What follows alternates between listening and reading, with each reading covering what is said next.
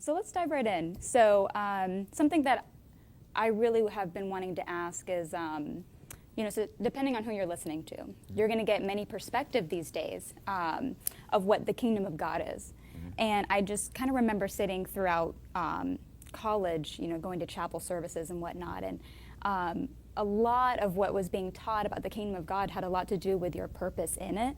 And it kind of just felt to me that we were focusing so much on our individual purpose in the kingdom of God. And I was thinking, it must be bigger than that, right? Bigger than my own role. What's the grand scheme of things in the kingdom of God? So, I just kind of want you to share your own perspective and, of course, the biblical perspective of what the kingdom of God is and how should we walk and operate in it in today's age as a millennial or just anyone who's living right now.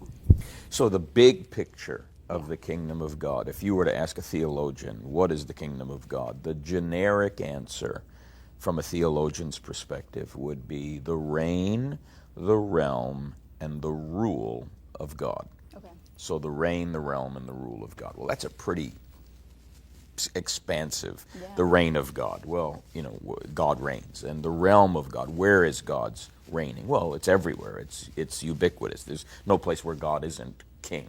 Okay. And then the rule of God is the government of God. So oftentimes when we speak of the kingdom, we want to think in terms of the way the biblical narrative talks to us about God and his governing of our lives and his governing of creation with us, because we share with him in the governing of creation. If we understand the primary narrative from Genesis 1, 2, and 3, it's a narrative that reveals that God has made us to be royal and to bear his image. We know there was a fall, and that all the work of redemption, which begins with Abraham and the new community, is designed to reveal to others what a community that is governed by God through Christ, as it relates to the gospel, looks like on the earth, what God's original intention was, what God's ultimate intention is.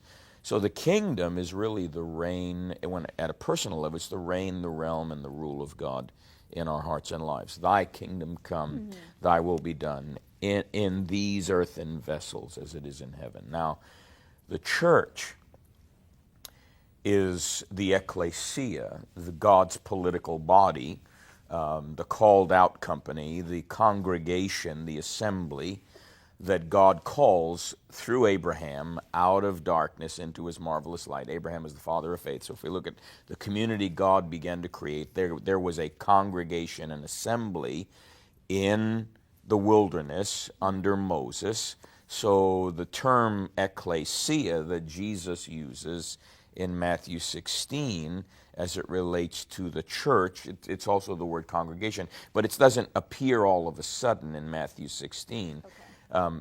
So it has its roots in the Septuagint in Moses, the congregation under Moses. So when we hear about Stephen making his defense when he's stoned about the church in the wilderness, we're dealing with this body of people that are the visible expression to others of how God governs in the earth through a company of people that are to be a company of royal priests, prophets, and kings. Okay. So if you got a kingdom, you got to have a king. So the question is, who's the king? Well, we know who the king is. It's Jesus. Yeah. And then the question becomes, what does that king require of those who are his subjects? And that is the obedience of faith.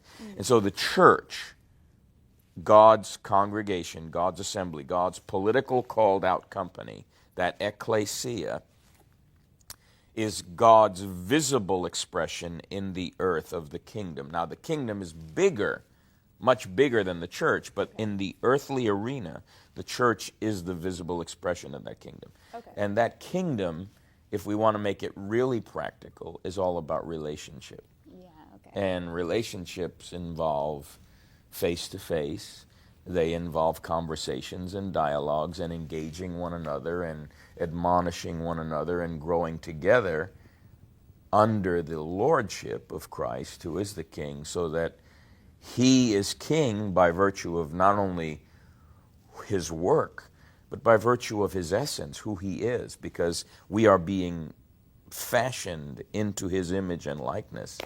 And so he's not like any earthly king at all. He didn't build his empire on shedding other people's blood. He shed his blood as an act of prophetic awareness. Not only am I becoming sin, I'm letting you know I'm going to end violence in what I assume in my person, to say this is not the way the Father and I intended for earth to be. So I want to raise up a company of men and women that are governed by my Spirit, so that they understand this is how life is done in the kingdom of heaven.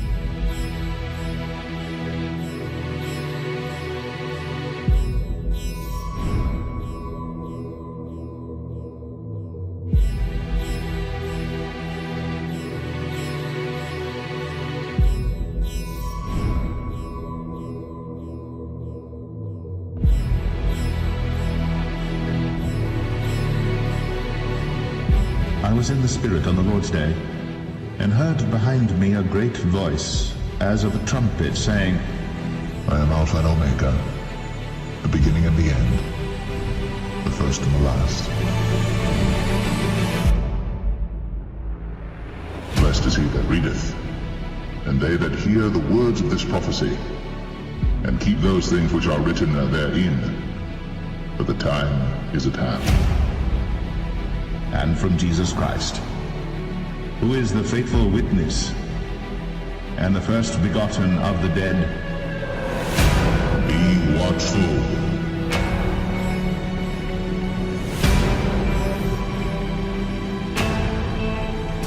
he cometh with clouds, and every eye shall see him, and they also which pierced him.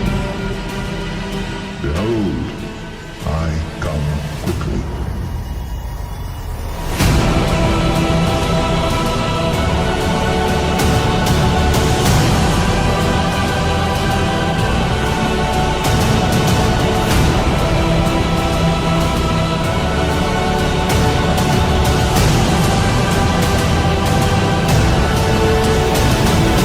Smyrna, and unto Pergamos, and unto Thyatira, and unto Sardis, and unto Philadelphia, and unto Laodicea.